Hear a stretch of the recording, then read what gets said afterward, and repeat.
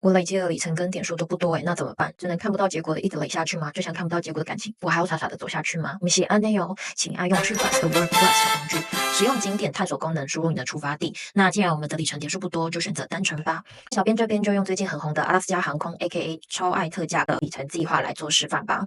那数量我就输入5000，送出。我们可以很快速的看到结果，看来我们要换到机票只差1咪咪哦。那不够的点数怎么办嘞？没惊，我们用冲绳做示范，点下去之后会有更详细的资料，点选全部兑换选项之后，会帮你跳转至里程查询的工具。这边可以看到，可以拿来换新语哦，而且现在刚好在特价哟，赞赞赞哦！购买不够的2500里来补，只要美金46块，大约新台币1500元左右，花少少钱来补点，还可以把手上不太多的里程换成机票。你还没有试过这个小工具吗？快来试试看吧！